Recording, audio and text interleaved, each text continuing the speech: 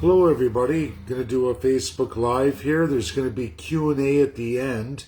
I'm going to give a little bit of a presentation on world events as of this week, other issues, and then I'm going to open the live up absolutely to Q&A for everybody.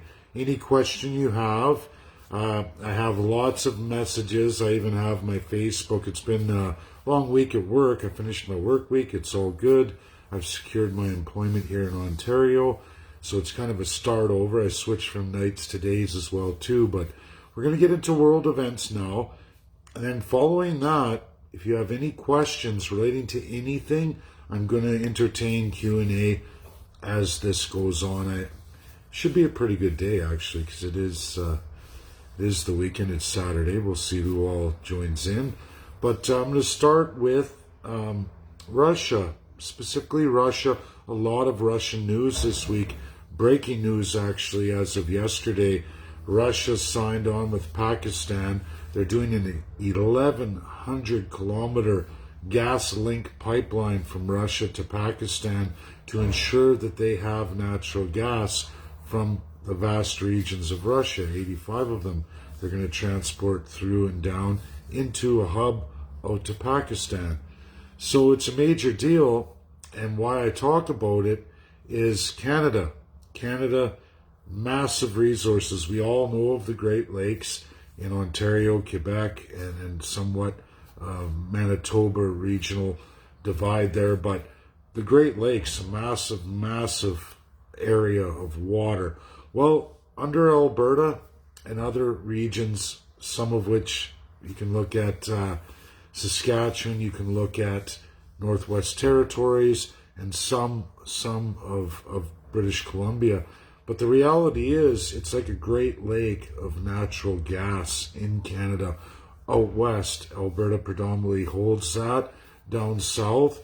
And what's interesting is we're talking about an 1,100 kilometer pipeline. That's just for Pakistan.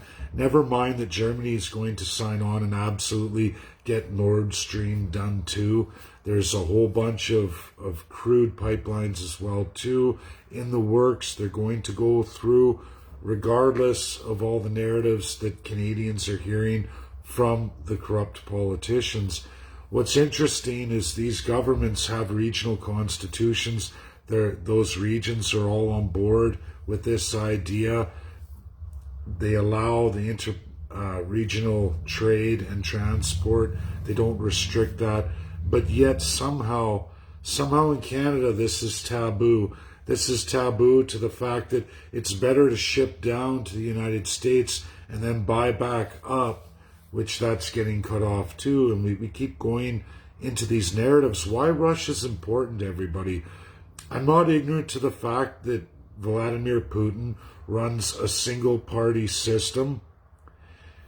What nobody ever focuses on is the fact that all 85 regions and the other quantity of countries attached to the former Soviet Union, which is the Russia Federation, all have regional and actually country constitutions, which 2/3 of the rights, just like Canada, just like the United States, are promised to those regions. For the states, it's the states. They're sub-regions of that UN state. Russia, sub-regions, then they're actually left as regions. They all have constitutions. They protect their rights. They all have militaries. You can go in the states. Each state, all 50 states, have their own militaries too. It's people can say, oh, that's not great. Look how Russia and USA are in this world. But you know what? It protects them from the federalism. It's a check and balance, okay? And it also enshrines 2/3 of the people's rights. Whether the federal system isn't something you like in Russia, I personally don't.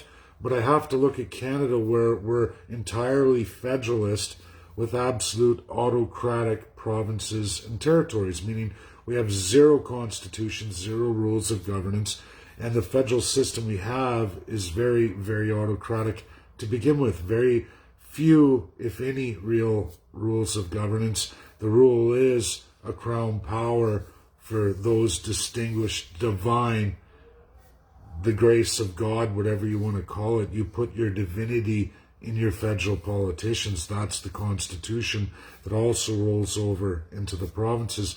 Now, this isn't the same for Russia or the United States, regardless of a two-party system versus a one-party system versus Canada, multi-party system.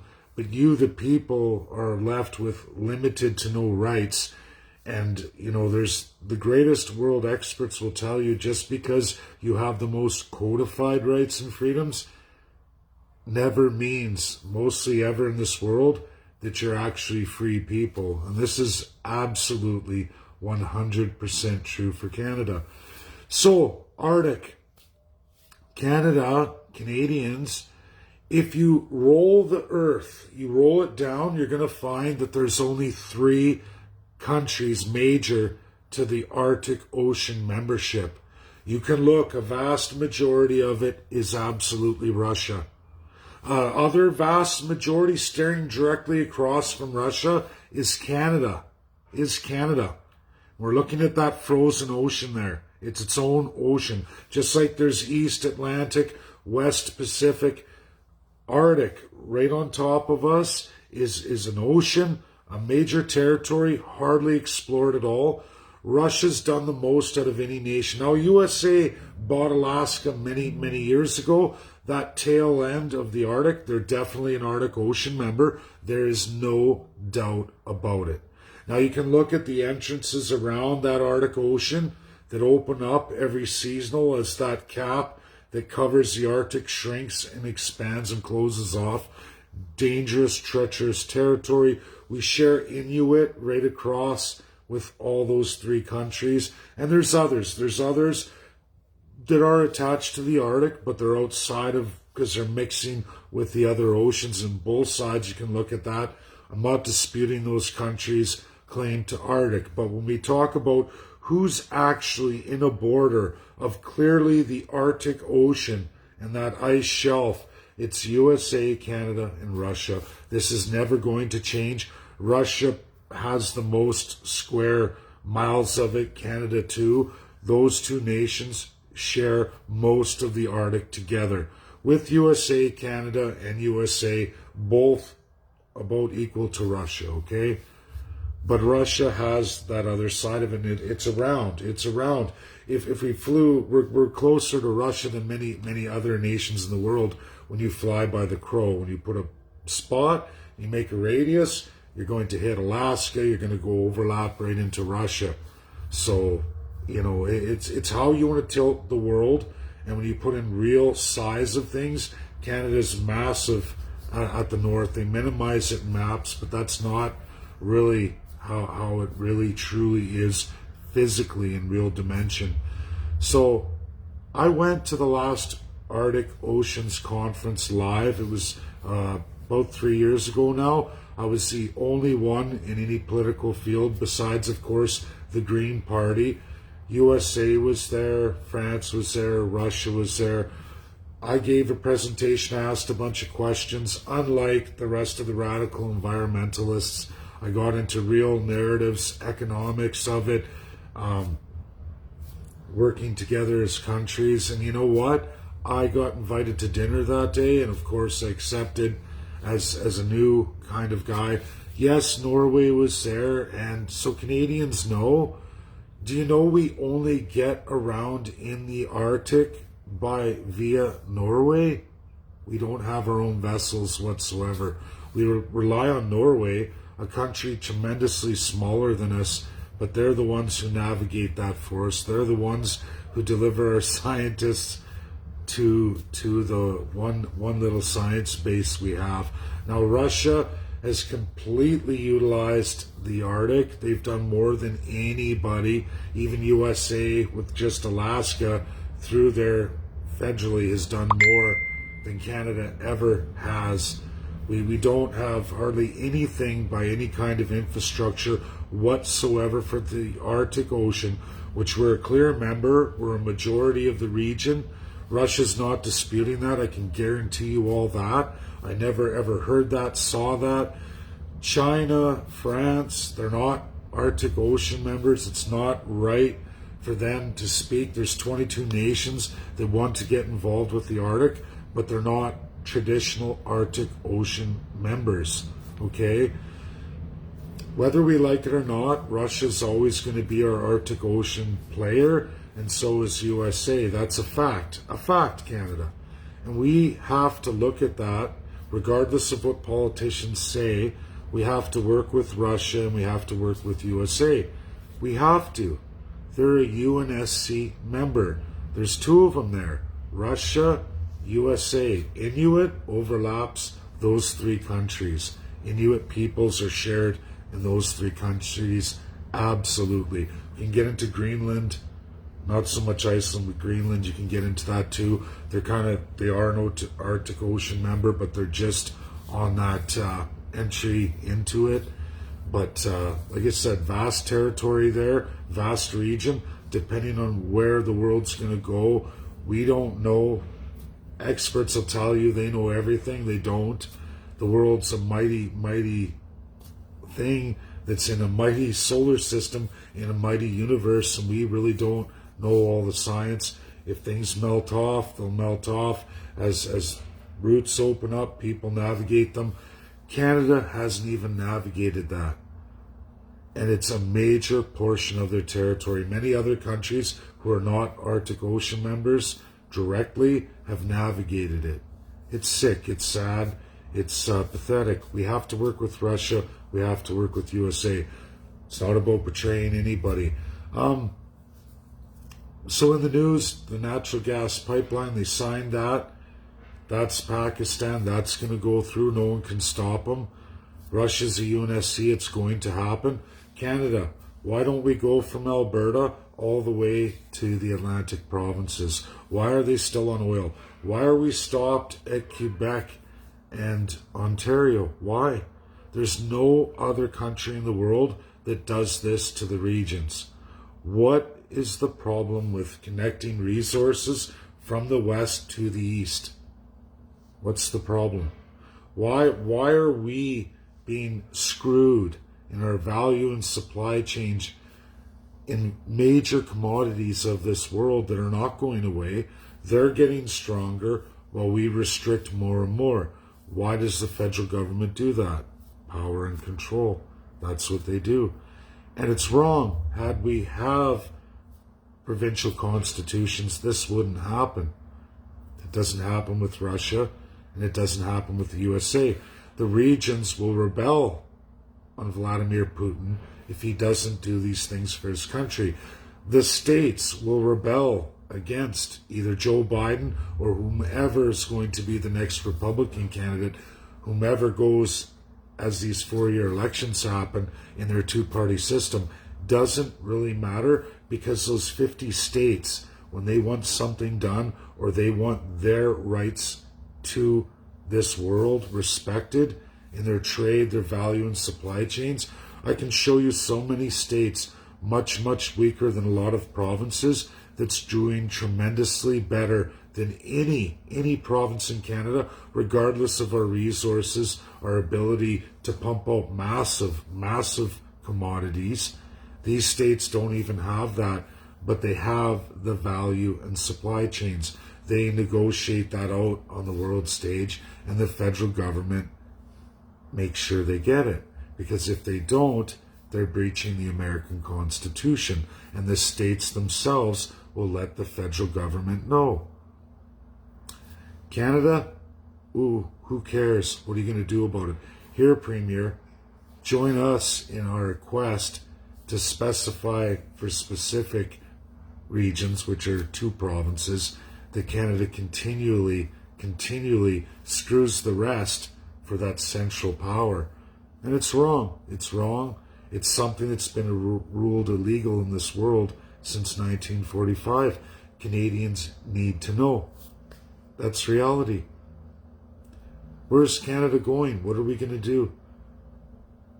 It seems that people think that we should just continue forward in a broken system that's supposed to somehow, right itself right through an election cycle, but never do we address any powers of our provinces, any enshrined rights for Canadians or the will and drive in business to allow that to flourish out on the world stage. This isn't about globalism. This is about your absolute sovereignty that Canada restricts for all Canadians. People tell me about China. Look around in your home. Canada running off the mouth about China. Look at all the products in your home. All from China. All from China.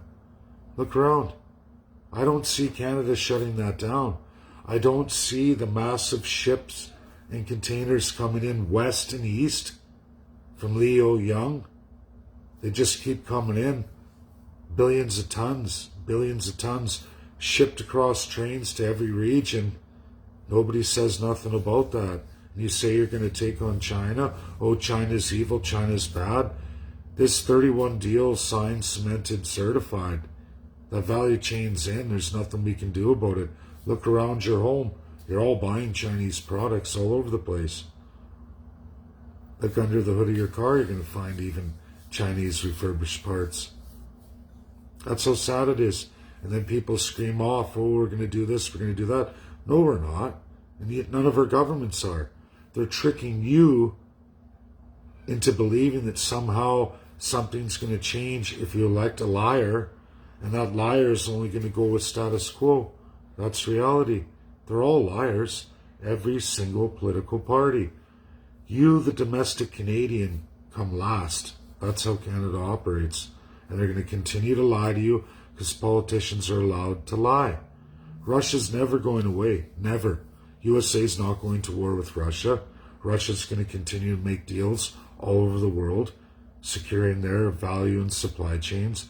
And there's nothing anyone's going to do about it. Same with China. Same with France, UK, USA. When Canadians shoot off and they say, oh, we're not going to do this, all you're doing is angering those countries who hold your value and supply chains. And then they punish you in tariffs, sanctions. Then your government's forced to restrict certain businesses. You think that's by accident? It's not. That's the ultimate corruption of our government. So now we're going to get into Q&A. I hope this little talk opens some eyes. Look at the news. Look what Russia's doing. Germany's next. That's happening. But I'm going to scroll through and I'm going to see what people have for questions. If it will scroll now. Why is it not scrolling? Oh, here we go. Watching. Let's see. Somebody sent an Instagram, which I can't look at right now. Humboldt, Saskatchewan. Hi, Cheryl. The Native Party. Native HRI Party. Don't know, I can't look at links. You have to ask specific questions. Hi, Mark.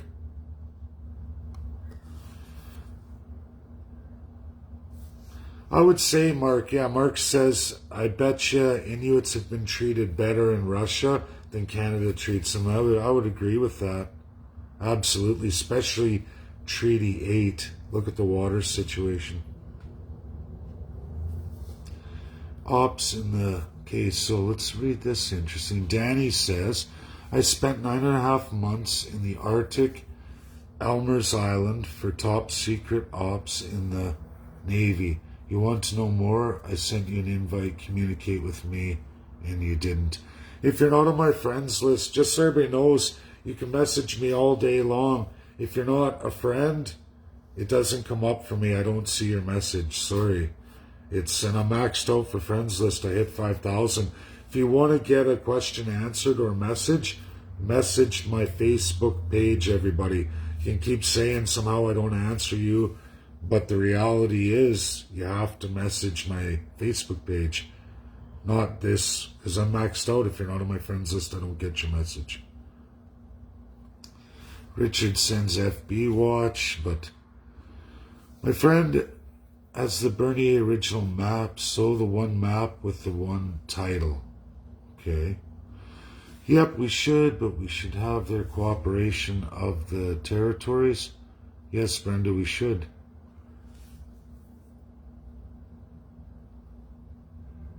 Yeah, Kimberly says Canada seems to be off the radar, not like anyone ever mentions Canada when talking about world issues. No, it's true, Kimberly. What's even worse, when I go on UNSC events, I'm the only Canadian there unless I invite you, my followers, when I get an invite.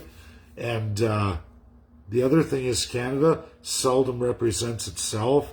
They usually give it to Australia or New Zealand or somebody else. It's very pathetic.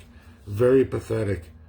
Not only are we not respected in the UN, we don't even represent ourselves. We don't have really any voice at all. We're a joke. We are a founding member of the UN.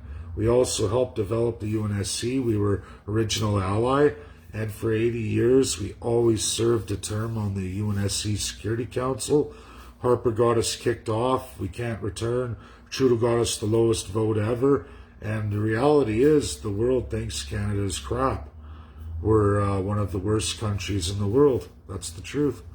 Even the allies, most of them hate us now. We don't pay our way. We don't pay our way in NATO. We don't pay our way in peacekeeping and world responsibilities we committed to. We're in the hole. We don't even meet our minimum standard, which isn't tremendous money, everybody. What is tremendous money is paying off foreign UN states that are also rogue and paying them off inside their countries, which they call foreign aid, but it's not what's legally required of us. Isn't that the kicker? What's legally required of us? Harper and Trudeau defunded, meaning the Conservatives and the Liberals continually defund what we're legally obligated to in the UN, and then they go and they fund things that are not required of us in the UN, which the Allies said, why are you funding that? Like, anyone can give anyone money, but it's not our obligation in the UN. And sometimes we even fund things, they say, don't fund this, Canada funds it. Or Canada stands up for countries that are in the wrong with the UNSC, and then Canada shoots their mouth off. Almost like the politicians are purposely destroying us on the world stage, purposely ruining Canadians worldwide.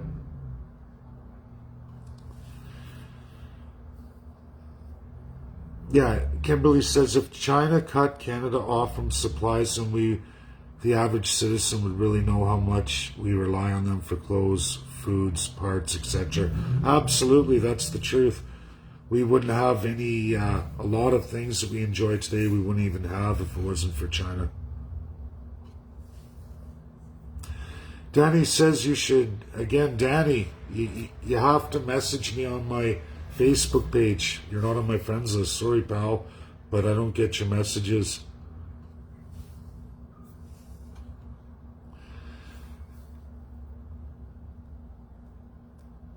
CJ Fast says, do you agree with Danny Force that Canada hasn't been a country since 1901?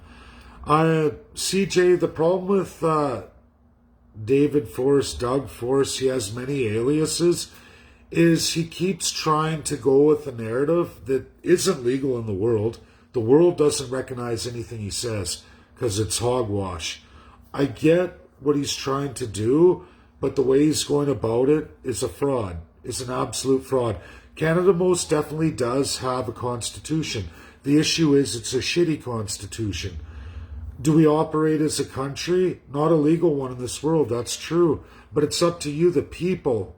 We have to stop blaming or creating narratives that are far-fetched and fake. We're not allowed to write our own international laws. Anyone telling you that is an absolute fraud and liar. I'm sorry, everybody. You don't control your value or supply chains. You either follow the world laws or you're going to be forcibly subjected to them. That's reality. I try to be nice about this, but Canada only gets worse because we stay ignorant and we let people come up with ideological arguments, fake narratives, fake fraudulent narratives, not one world expert behind them, no legal experts, and none will join them. Why is that? How come I have so many? Well, why do I have so many? I'm a welder. Sure, I graduated economics many years ago, but the reality is I go out on that world stage, I look at things as they are. I learn from the best of the best. I don't create fictions. I go looking for truth. I find the truth and I back it up, verified. Canada's broken. We've always been broken. 1901, Queen Victoria, whoopee-doo. She was a colonial. Still celebrated Queen's Park, Toronto. Biggest grouping of federal ridings. They still treat it like we're 1901. That's where it all ends. That's the big celebration there. They go up to 48. People talk about Westminster in the 30s, 31. Whoopee. We still had UK Governor Generals and Lieutenant Governor who were Her Majesty over this country, over your politicians, up till 1952. People, you can choose to learn the truth, accept it, because it's backed up by all world experts. Canada is a country, registered, recognized worldwide. We were one of the allies of World War II. We were one of the founding members of the UNSC. We didn't get permanent status, but we were a founding UNSC member. We've just been kicked off as of Harper, 2008. We haven't been back since. Trudeau got us the worst vote in history. What does that tell you about the Conservative Liberals? Not that NDP, Green, Maverick, Bloc, the rest goes on and on, aren't all corrupted by absolutely the Crown, or if not, will be within a majority federal government. They will all get corrupted, as they get corrupted in every province, because they have full control of Lieutenant Governor and Governor General through the only Her Majesty, whomever you elect Prime Minister. Liberals know of this the most because they've been elected the most. Conservatives know of this the most because they've been elected second most. Nobody else has sat in the Crown position of Prime Minister. It's only been Liberals and Conservatives. But every party's corrupted. Provincially, they've all had the Crown at some point. They've all controlled it. They know exactly what it's all about. And they keep that all from you. 1952, officially King George removed UK absolutely from all Crown positions in Canada. That was the last year. It's verifiable, it's provable. I've published much on it. Nobody can dispute it. Before 1952, UK had all our Crown positions besides Premier. Premier was subject to UK's Governor General in Canada. Subject all premiers to Lieutenant Governor of the UK. Now Canada has those positions entirely by our only Her Majesty, whomever we've elected Prime Minister. They control Governor General and all Lieutenant Governors because they appoint them since 1952. Liberals and Conservatives have full autocratic authority over your courts, King's Courts. That's Supreme Court of Canada and superior courts across every province and territory. They have full authority to step in any time they want. All their bills and acts in every province, federal parliament that are passed, all include that Crown power. You'll find Governor General or Lieutenant Governor in every single one, giving them full jurisdiction over the ministries, over everything, meaning premiers in conjunction with or just by absolute Prime Minister will run everything and make the final decision. All autocratic. So that's it, everybody. I'm going to be writing a paper in Canada, breaking all this down. I'll include several court cases, both federally, provincially, when judges have ruled they can't do nothing. The Crown has override. Thanks, CJ. That was a good question.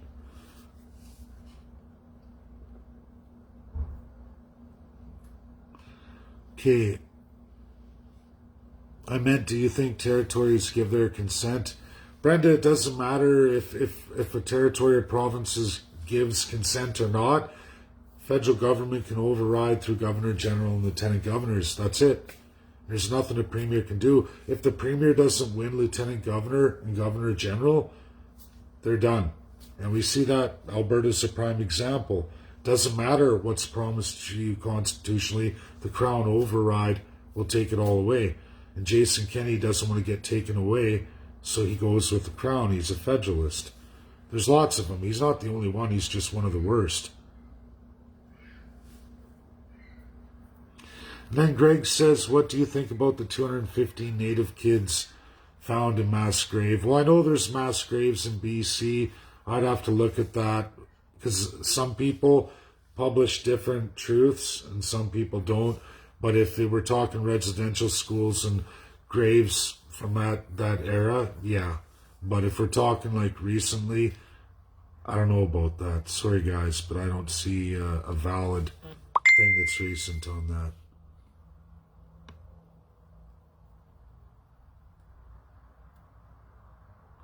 Oh, Kimberly says, how come we're always lumped with Australia on the world stage? Because Australia, New Zealand, and Canada all have the same crown colonial constitution inherited from colonialism. We're three colonial powers, colonial countries, not very well-functioning countries, former colonies, who never truly got our independence. That's why we need constitutional amendment, absolutely dismemberment, amendment federally, and all provinces we have to have design. Absolutely. Those are the minimums, everybody. Minimum in this country right now. And if a party isn't telling you they're going to do that, you shouldn't vote for them. You shouldn't pay them. Don't give these autocrats any more power. They're all corrupt individuals seeking the crown for themselves. Way worse than any Russia, way worse than communism. The illusion of democracy, the lie of democracy. We don't have any democracy.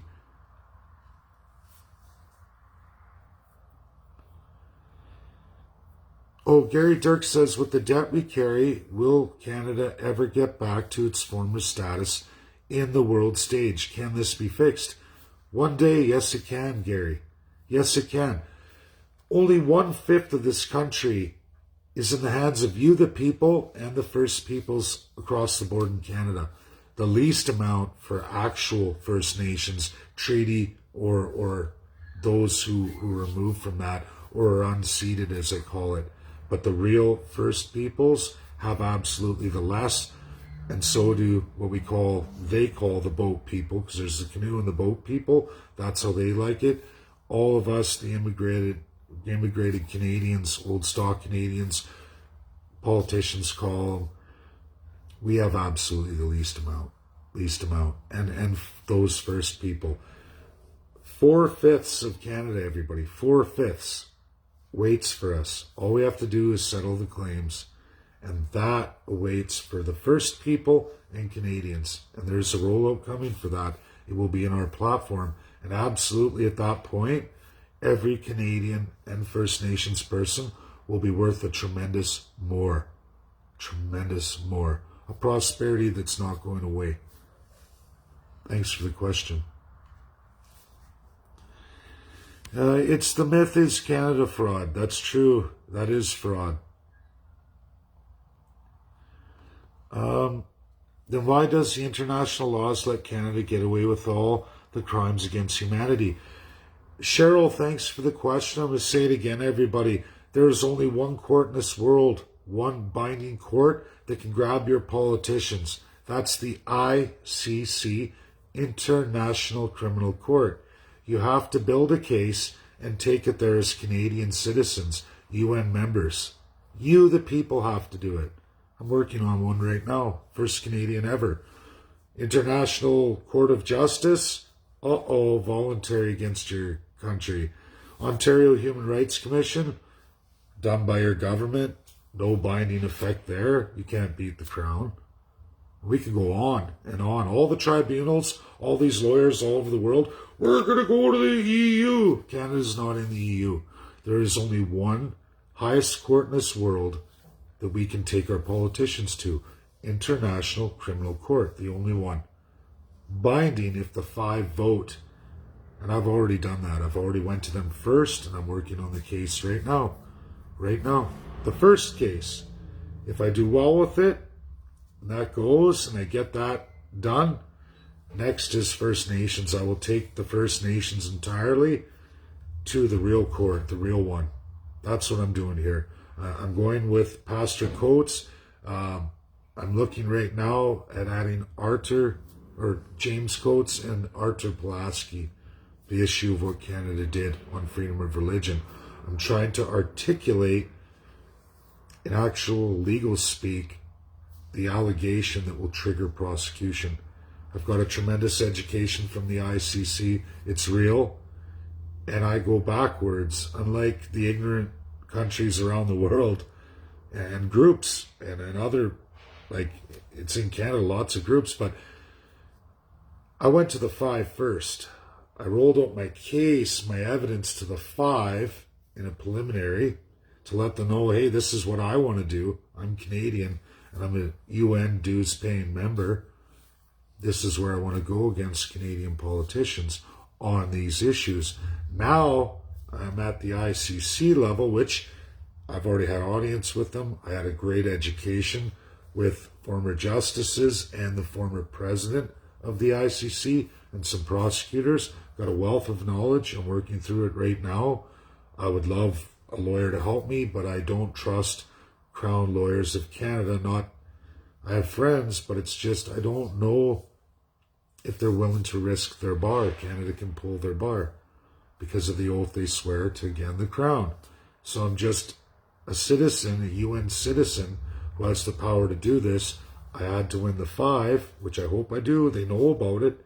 Now I go to the ICC. I just have to trigger the prosecutor. They have to read it and say, yeah, this is a crime. That's all I have to do. That's where I'm at right now.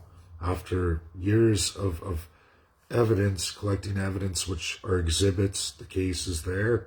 I'm working through the allegation to trigger prosecution. That's what I'm trying to do. Ray says, you're very insightful, Dave. Glad I found you. Thanks, Ray. I appreciate that. Kimberly, I was told that we, the voters, if a majority gathered and stormed the Capitol, that we would remove Trudeau as Prime Minister. Is there any reality to that? No, you'll end up in jail. The military, police, prosecutors, judges will all go against you, the entire system, as they're all sworn to the Crown. It's illegal to do that in Canada, many other countries. If you do it, it's treason, I guess. That's the only form of a treason we would get in Canada by way of that Crown. And they will arrest you. Worse possibly. Canada, people have been shot over civil rights. The police have been ordered to shoot in Canada's past. I'm working through that right now. Provincial rights to civil rights. The police have killed people over civil rights, more so than Russia and USA per person per capita, and ruled legally in Canada. Okay, so this is important. Taylor Murray, why are you seeking help from the very institution who wants to destroy our way of life, the United Nations, UN, the Great Reset, aka the NWO? Taylor Murray and everybody else. You don't know what you're talking about in the UN. You are going with Canada's narrative, the trick, the absolute trick to all of you. You've been frauded. You've been placed in a propaganda that absolutely sends you in the wrong direction. The UN, you're talking about NWO, non-binding agreements. There is one organ, the smallest, weakest organ of the UN. They have 6 organs, 6. The weakest one is the General Assembly. The General Assembly has the right to present any idea, agreement, agenda, anything they want, whether you like it or not. It's called democracy in this world.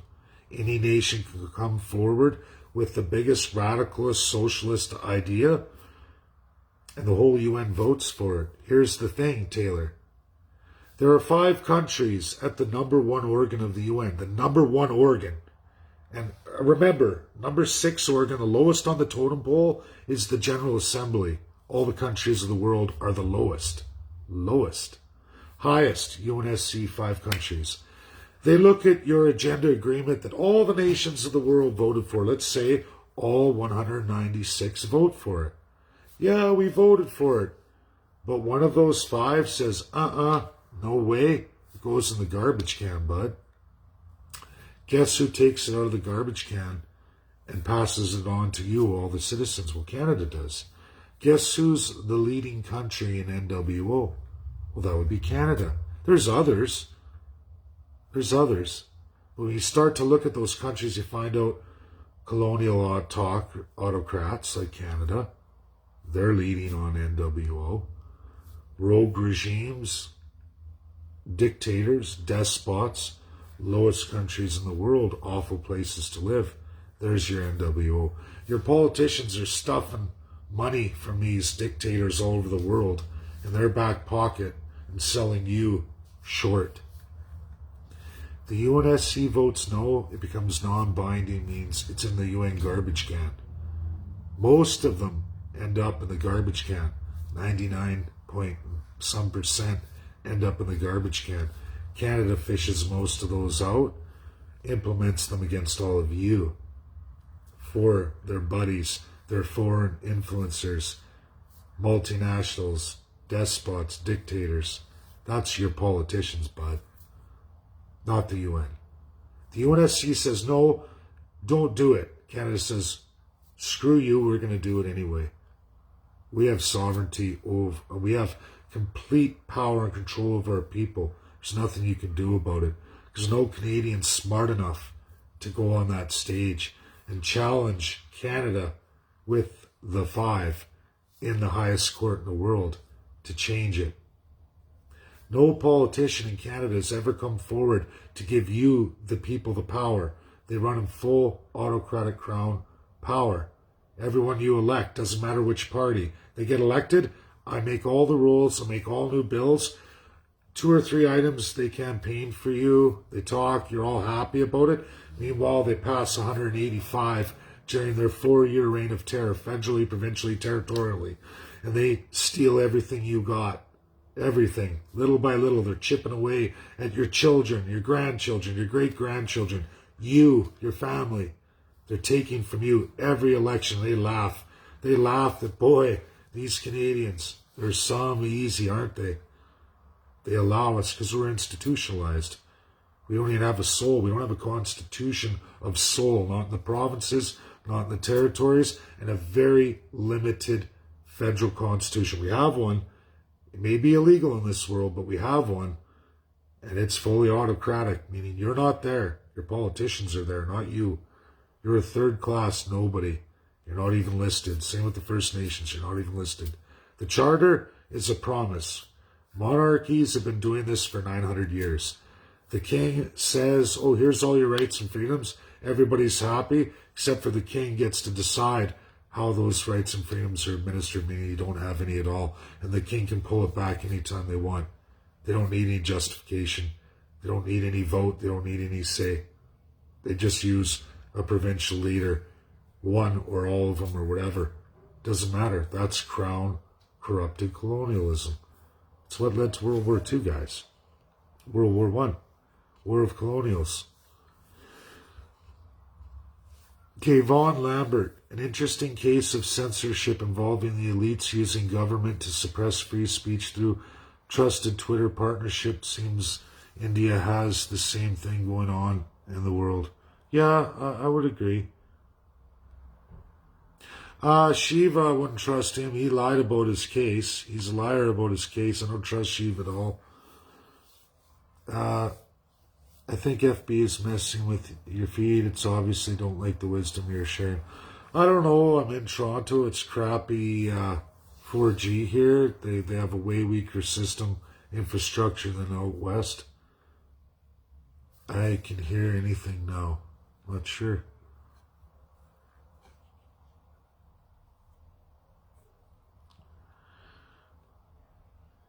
Oh, Ian says, who are Canada's allies, if any? Well, UK, France, but so they say, but we're only allies with people when we give them what they want. We don't actually stand sovereign. We don't explain ourselves. We don't even represent ourselves on the world stage. We've lost so many allies. We lose votes. We couldn't even get back in the UNSC. So what does that tell you? Canada's lost all respect. We've lost allies.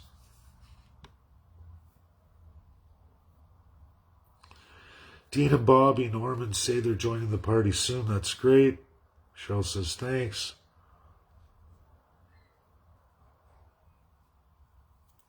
Yeah, Mark's right. Nobody has taken a case to the ICC in Canadian history. I'll be the first. That's the plan.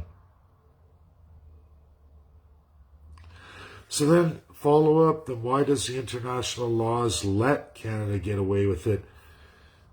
It's all about sovereignty. Whatever sovereignty you choose, they don't wipe our bums. They don't come to force their will on you. That's another lie. The blue helmets aren't coming. They only come if you bring your human rights complaint to the ICC or the Binding Five, and they step in, but they come there to save you. And if you don't believe me, look at the countries they've gone in where they shoot women and children in the streets just for a religion they practiced, or they're an ethnic group that the new regime once executed. Imagine that. Imagine if they said anyone we have registered voting for Conservative will be executed. Imagine Liberals pull that. Then you'll see the international community come in when it's barbarous, when it's a huge violation. We're at medium level violation. Canada's in trouble for things, don't get me wrong. They get sanctions, they get trade embargoes all the time. Canada just doesn't let you know about it, but it's true.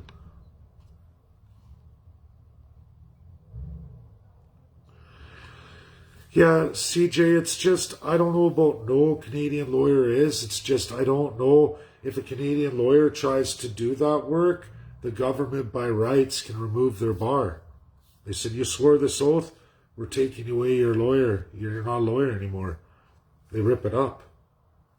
Have fun with that, they say. So yeah, it's bad.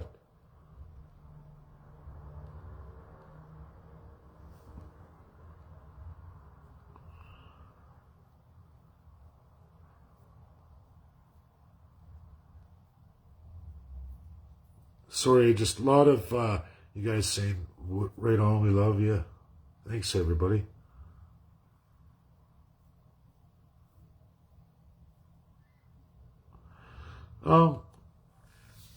Rachel says, well, USA's against UNDRIP. Any country that basically has a stake in Indigenous violations is going to vote no on UNDRIP. But now Canada's trying to make its own UNDRIP. That's what's happening here, to try and bamboozle the world. It's non-binding. With USA voting no, that means you don't vote yes. You just don't, because it's not binding law. You're giving that, if it was a binding law, the world powers tell you the rules. If it isn't, your country gets to make the rules.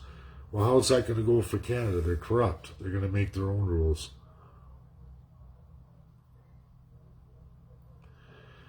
Yeah, agreed, Rachel. UNDRIP is part of NWO Canada, you betcha. Yeah, thanks, Dean. Tell Bob to reach out to Elliot McDavid. Roman Dildilo, I don't know. Oh, that girl? She's a fraud, Sherry. She's a fraud, I can tell you that right now.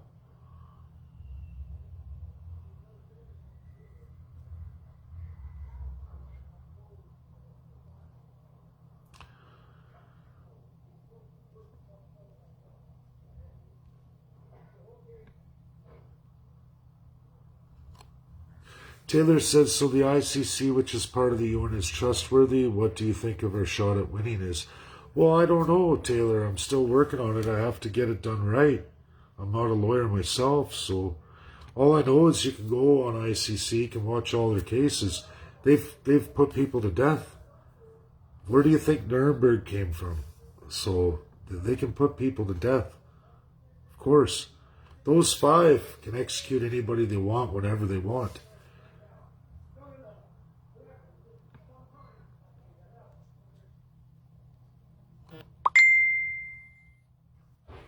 Roxanne says, where do I send completed forms of those who joined the party, Dave, when we met in Mir? Dennis Chenard, Dennis Woodrich, Elliot McDavid. There's actually a lot of people. Twyla, Mitchell, There's lots of Albertans. Lots of Albertans. I'm working on Ontario right now. But yeah, reach out to them.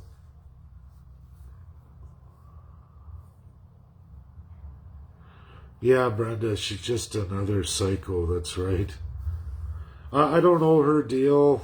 Everything she says is a lie. It's just too radically out there for me. I don't even want to address it. I don't like locals, let alone people who talk about the world that they don't understand. And I'm not going to listen to a first generation Canadian who came from a country that's in the dumps. So I won't. I don't know about all of you, but I won't. Yeah, she's fraud, Lee. Absolutely total fraud. I can guarantee you that. 100%. She's a loser. Zero. Yeah.